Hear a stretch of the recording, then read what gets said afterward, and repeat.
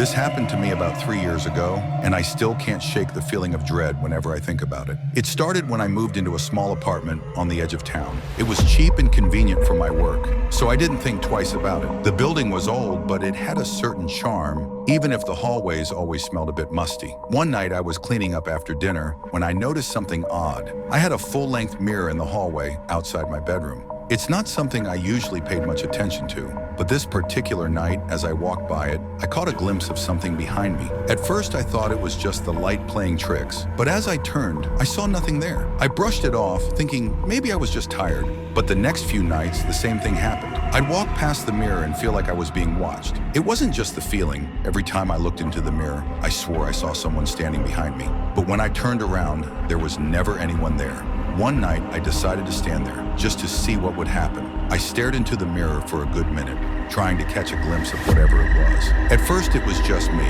standing there. But then, just as I was about to turn away, I saw it, a shadow moving behind me. I froze. It wasn't a reflection of me, not like a shadow should be.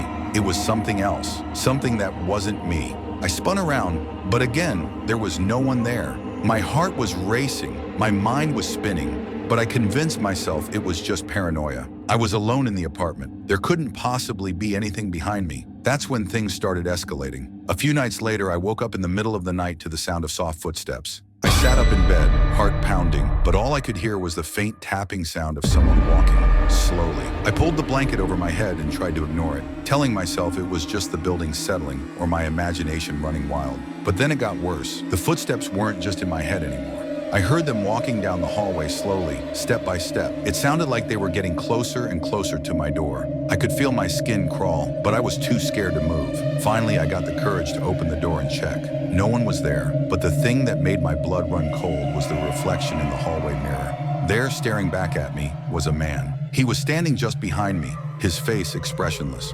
I was frozen in place, but the man in the mirror didn't move. He just stood there staring at me. I ran to my room, slammed the door, and locked it. The next day I moved out. I couldn't stay there a moment longer. Even now, I'm not sure what happened, but I'm convinced there was something in that apartment. And whatever it was, it followed me. I don't know if it was just my imagination playing tricks on me, or if something more sinister was at work. But to this day, I never look at a mirror the same way again.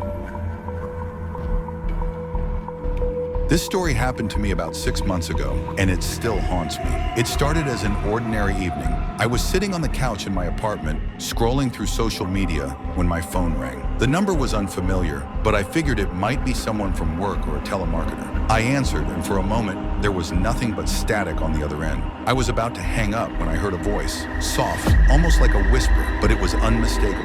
It said my name. Adam. I froze. It sounded exactly like my sister Emily. I hadn't spoken to her in a few weeks, but hearing her voice like that made me sit up straighter.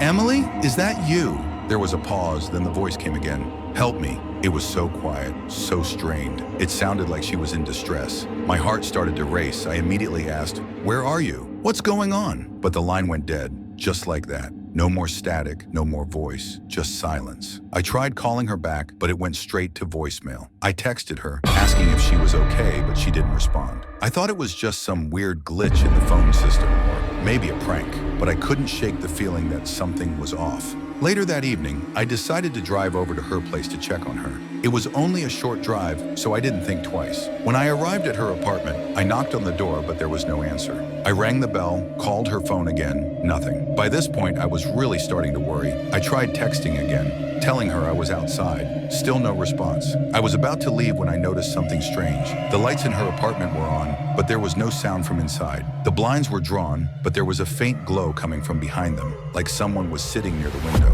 I knocked one last time, feeling more and more anxious. When she finally opened the door, I was relieved but also a bit confused.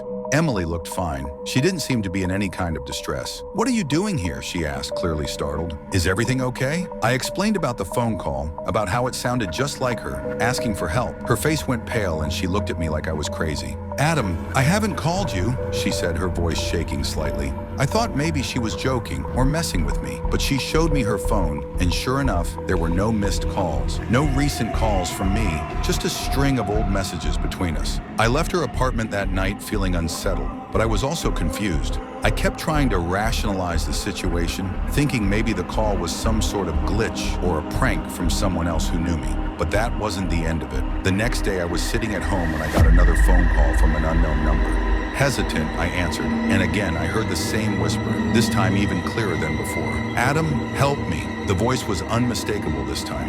It was Emily again. My stomach dropped, and I immediately tried calling her back. This time she picked up. "Hello?" Her voice sounded confused, like she hadn't heard the call or didn't know why I was calling again. I rushed over to her place, hoping to find some explanation, but when I got there, the apartment was empty. No lights, no signs of life. I rang the doorbell repeatedly, but no answer. The hallway smelled musty, like no one had been home in days. I had a sinking feeling in my gut, and I walked down to the apartment manager's office to ask if anyone had seen her.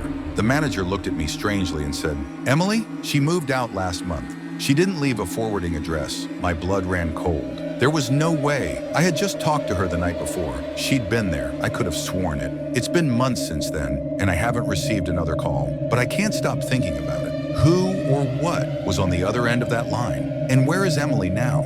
I don't know if I'll ever find out, but I can't shake the feeling that the calls were a warning, something I was too blind to understand at the time. Sometimes when the phone rings, I can't help but feel a strange chill creep down my spine.